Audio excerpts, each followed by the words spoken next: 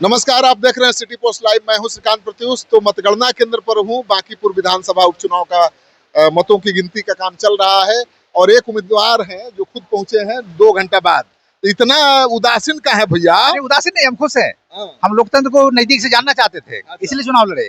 ओह, तो खर्चा भी बहुत हुआ होगा। खर्चा नहीं, खर्चा तो एकदम जिन्होंने जो कितना खर्चा किए चुनाव में? खर्चा 10-11 हजार हुआ होगा।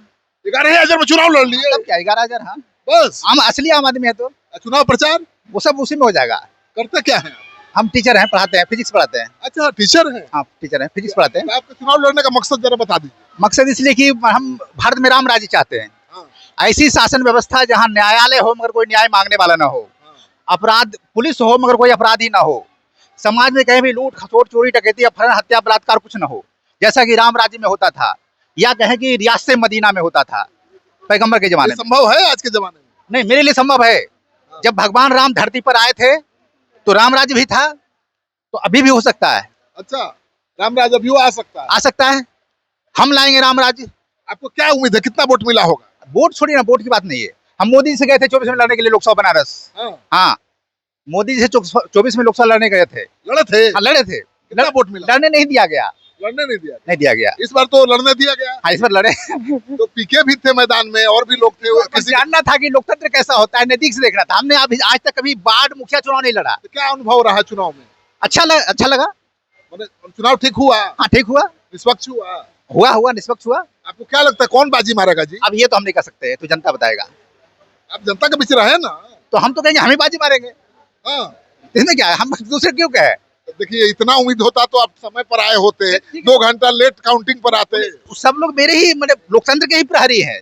जो भी है लोकतंत्र के ही प्रहरी हैं। आपका भी प्रहरी वही कर? हाँ, इसलिए मेरे को किसी शिकायत नहीं है। हाँ। ठीक है, चलते फिर उस गेट से चलते हैं। उस गेट से जाइए? हाँ, उस गेट से आएंगे। उस गेट से गए थे तो इधर भेज दिया? इधर नहीं, उधर नहीं गए थे। ऐसा नहीं गए थे। तो एंट्री पास है? हाँ, अरे हम खुद कैंडिडेट है, मेरे पास आइडेंटिटी कार्ड है तो। अच्छा, चलिए, तो आपने देख लिया एक कैंडिडेट को जो 2 घंटा बाद मतदान केंद्र पर पहुंचे हैं और एक मैसेज देना चाहते हैं। लोकतंत्र में चुनाव लड़ने का अधिकार सबको है, तो चुनाव लड़े हैं ये जानने के लिए कि चुनाव कैसे होता है और चुनाव कैसे लड़ा जाता है।